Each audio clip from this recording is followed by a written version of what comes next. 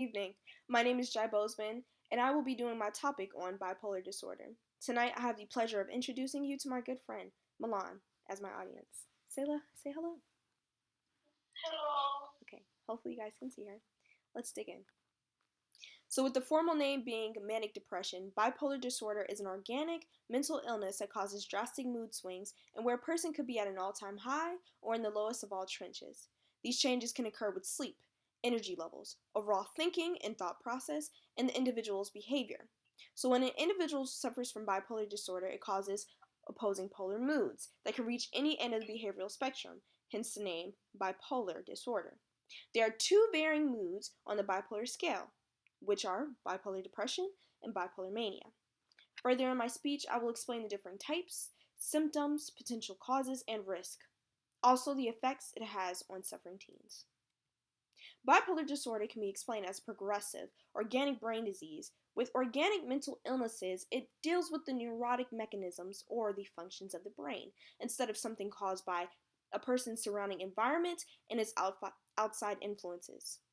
The early origins of the bipolar disorder trace back to ancient Greece with physician and philosopher Aristides of Cappadocia.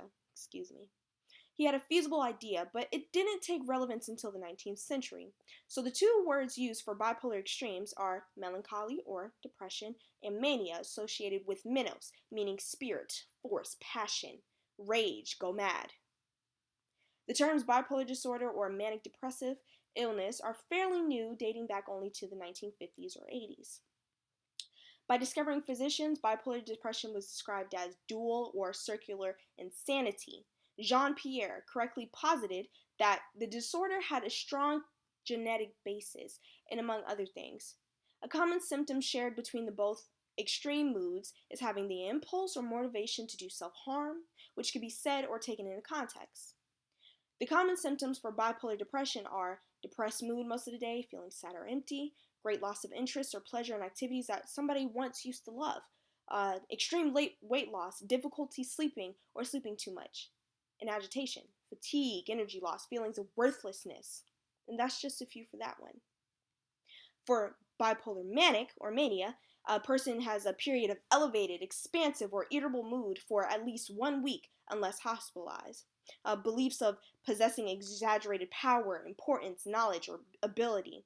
They have a decreased need for sleep, more talkative than usual, and also have rapidly changing, unrelated, or racing thoughts. Also, driven behavior at work, at school, or even sexually. So, the simplest way to define the two: bipolar depression is the epitome of the abysmal trenches, and bipolar manic is the highest one can go. With bipolar disorder, you can't necessarily pinpoint a cause, but can identify some possible factors. Biological differences, neurotransmitters, and inherited traits are all valid aspects in this disorder. The three stated factors are further defined in my speech. Biological differences gives emphasis on how the brain appears to have physical changes, which will help identify and characterize neural circuits, their interactions which form the basis of normal and abnormal behaviors. Having a better understanding of the neural circuits will influence the development of better treatments and will eventually aid with diagnosis. Neurotransmitters refer to the natural occurring imbalance with the brain's chemicals, and inherited traits is pretty self-explanatory. You got it from your parents. It's the same concept with recessive and dominant alleles or genes. People who have a relative with the condition, such as a sibling or parent, are more likely to carry the trait. According to the National Institute of Mental Health, about half of all people who have the disorder are diagnosed by the age 25. Bipolar disorder affects approximately 5.7 million adults, Americans, 2.6% of the US population, who are 18 or older. Bipolar disorder is identified as the sixth leading cause of disability in the world and is found in all ages, races, sizes, ethnic groups, and social classes. So referring back to inherited traits. When one parent has bipolar disorder, the risk of each child having the disorder is 15 to 30%. When both parents have the disorder, this factor triples to 50 to 75%. One recent study conducted by NIMH found that 1% of adolescents 14 to 18 will suffer from bipolar disorder in their lifetime. I was first introduced to the likeness of bipolar disorder when my mother suggested that my father suffers from it. He's had many chronic accidents starting from childhood and following him into adulthood. He's also suffered from many concussions and bleeds in the brain. Now, like I said, it doesn't have anything to do with outside environments, but we have to consider these things before I was educated on the subject. With those under his belt, he initially denied the fact that he suffered from the disorder. He didn't know. Now, don't get me wrong, there are great contenders and could seriously be taken into consideration, but when the characteristics have been steadily consistent even when he was stabilized, it was thrown out the window. So let's just say that he now knows that he suffers from it. So residing with my father who has bipolar disorder was a struggle, is a struggle whenever he comes back.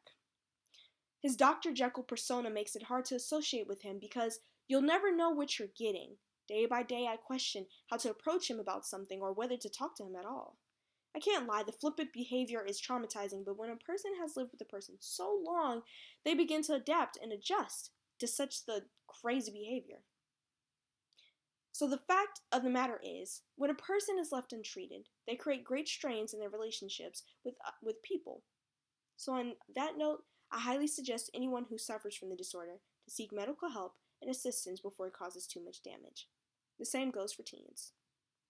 Thank you.